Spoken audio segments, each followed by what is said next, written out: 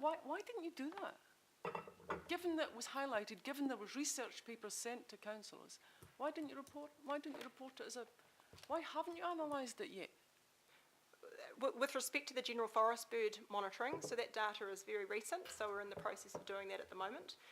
We did have an extensive track clearance program with staff out on the ground, so we covered, I think, over 1,200 kilometres of tracks, so that was walking there and back with staff out and about.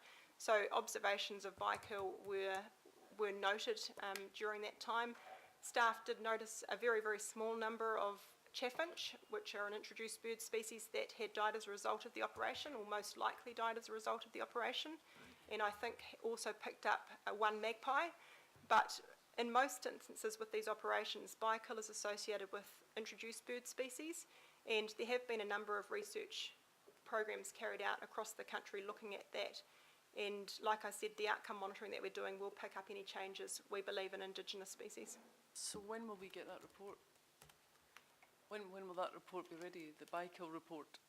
So we're not doing a bikill report as such, but we can report back on the outcome of the different monitoring strands. Why not, given the interest? Well, you've just raised it now, Councillor Casey. No, I raised it at the workshop, I've raised it at every opportunity. That's one of my reasons for not supporting 1080, is it kills other things. You've asked for a report back and the officer said that it will be forthcoming. Yep. I've got a couple of comments about dogs. The precautionary approach didn't work in respect to 2 Auckland dog owners, one verified 1080 and one probably 1080. What's our responsibility to them? Could you tell the councillors how it happened? So as I mentioned during my presentation, the risk to dogs posed from 1080 is well established, so we were very mindful of that in the operational planning process. Most of our communication with adjoining landowners included content with respect to both the risk posed but also about how to manage those risks. We developed dedicated fact sheets and information sheets about how to manage the risks to dogs. We had staff available to go out on site and work with dog owners to fit muzzles for those that wanted them. With respect, can you just talk about... Order. No, Councillor Casey. I'd like to know about the dog that died. Councillor Casey, the officer died. is answering the question, and once the answer is given, if you have a follow-up question, it's a repeat of what was said earlier, forgive me. Just carry on, please. So emetics muzzles were made available, and in many instances staff went out with landowners, and I know that there were a couple of occasions where they went back multiple times to get things right with those dog owners. Not all dog owners chose to take up that offer of those tools that can assist with managing dogs, and of course that's their right to do so. We have looked at the communications, and there were a variety of different communications, over 20 pieces of communications sent out to adjoining landowners that alerted them to the risk of dogs and how to manage those. And unfortunately, and very sadly, we did have one dog that was confirmed as having died as a result of scavenging a poisoned carcass on an adjoining property. So can you just talk a wee bit more about that? That's what I'm interested in. What's our responsibility? We really need to know. What's the specific question you wish to know about that? Specific question is our responsibility to the dog owner that lost their dog. So we've gone through and we've reviewed our processes, and we've confirmed that information was conveyed to that dog owner in the ways that I've just described, that the dog was belonging to an adjoining property and at some point in time was unsupervised and had scavenged a carcass. Exactly. Unsupervised dog. Thank you. Councillor Fletcher. Well, thank you, Mr. Chairman. I wonder if you can give me some guidance. Is this exclusively questions at the moment, or can we have comments as well? Oh, I think you can have comments. Okay, well... We're just receiving the report, so... All right. Can I... and by the way, Mr. Chairman, I'm happy to move the recommendation.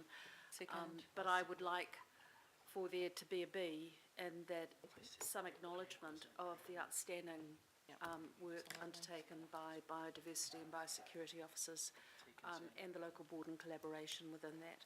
So, Mr. Chairman, I don't, my question might seem a little cynical, but the reality is I'm long in the tooth. You know, I'm in my 60s, and when I think of the chicks, I think of Suzanne Lynch and her sister Judy. But my daughter will think of the chicks. If I go and say to her the chicks, she'll say, "You mean the kokako?" You know, we have a new generation of young people coming on who are vitally interested in what we are doing in terms of biodiversity. And I think the courage that you've all displayed, and I know that the staff who have been involved with this have gone way beyond just their professional hours. They have taken this on as a real investment into the future. And I acknowledge Councillor Casey and her concern, and speaking as a dog owner, you know, the loss of a dog, it's like the loss of a family member, and we must not dismiss that, and we must be cognizant of that. But I am aware of the huge amount of work that was undertaken to try and prevent any death occurring unnecessarily. But my cynical question comes back to value for money. Can you give me an indication on how that dimension to this project has gone and what it actually represents for the council looking forward? I have a second question that I want to ask, and that is, does the fact that we've had a really wet summer, has that had any impact on the monitoring? Can you give me any impact of the weather on this? I've got no idea, but I'd be really interested. But on the first, on the value for money, the information from the workshops that we've had from the beginning to what the financial results are and what the value for money component is looking out into the future and where there may be operational costs or savings. Three, Mr. Chair, if I can answer that, to the components on the financials. The operation, when we planned it 18 months ago, were based on the national dock average of $17 a hectare. And at the end of the operation, taking account of all the variabilities and the feedback and the changes that we implemented, ended up being at $25 a hectare. The difference that's made if across the region is 1,000 hectares versus 22,000 hectares in round figures, and the difference is the outcome of kōkaka chicks. The possum budget, that significant part of this operation was attributed to the average cost that we would spend in the Henua Range is about $398,000 per annum, and that would be variable depending on where the work would be done, depending on outcome monitoring and the lead up to that. So over a 3-year cycle, the financial efficiency that's been generated from this work is $118,000, which we can reallocate. $180,000 per annum that we can reallocate to other pest animal management across the region. And the second part of my question is the impact of the weather that we've experienced this summer, this wet summer. Certainly the heat and the moisture has been very, very beneficial. The rate of breakdown in the first block has been reasonably similar to the rate of breakdown on the second block, albeit a month apart. So the breakdown only really got going once the heat and the moisture started combining. So the stem warm summer has been very, very beneficial. Mr. Chairman, in speaking to this, we have a real jewel in this council in terms of the biodiversity and biosecurity team. It goes under the radar a lot of the time. It perhaps isn't championed as much as, you know, we have urban design champions, we have all these other champions, but I think we've got champions before us today. I think they have displayed incredible courage in bringing this to us and getting consent from this council to embark on this journey. I am so excited about the possibility of the translocations of kiwi into the Henua.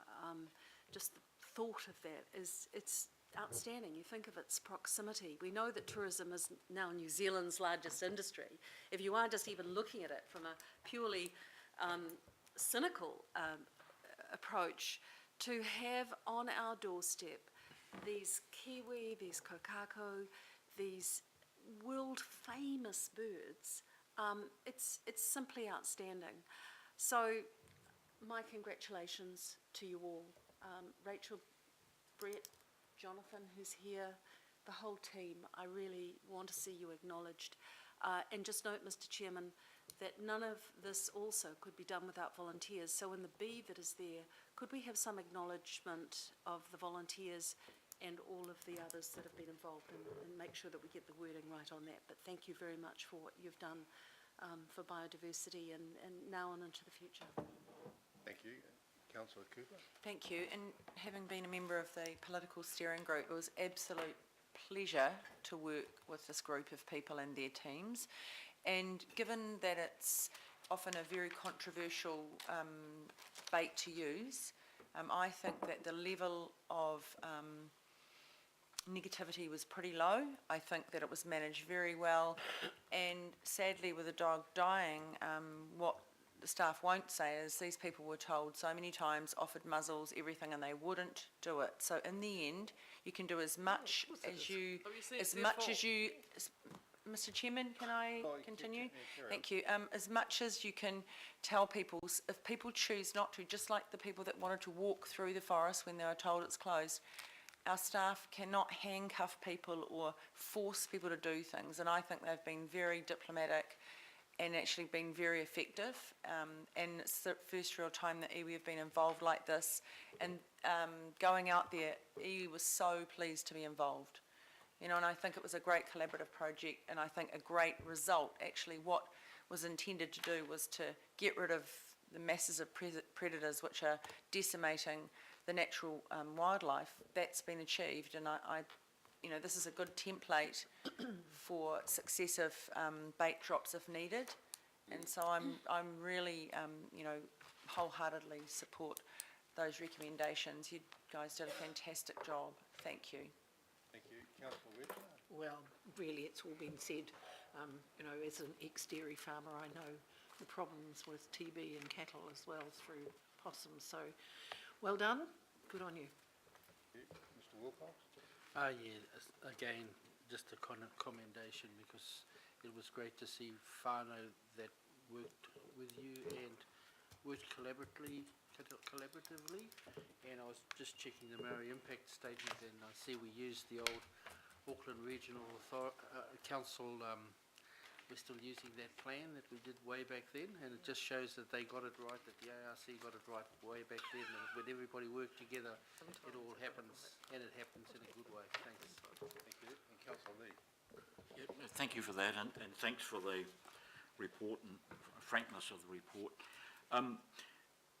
My concern about this approach was an assumption, and I still see hints of this approach, that the best way to manage the hunuas in the future is to have a 1080 drop every now and then all will be okay. And I'm getting the impression that this is not necessarily the present policy, but there is still, as I say, hints of that assumption. My concern, this is the second 1080 drop of the hunuas I've been involved with. The first was in 1994. My problem with that drop in 1994 wasn't actually that well managed, but the worst thing for me as an ecologist was they carried it out in June, which I felt was far too early in the season, in the breeding season. This one has been a bit later, which is good. My concern is this essentially. Possums take about 3 or 4 years to recover their numbers. Rats much more quickly than that. Now, in terms, I'm interested to hear about the latest February rat monitoring, because I think that the results are excellent. But this table here on page 51 is very difficult to understand. You know, some columns have dates and some don't, and all the rest of it. But in terms of the 1% monitoring results for rats, which I think is exceptionally good, you know, 5 months on or whatever, Was that across the whole area or just in the KMA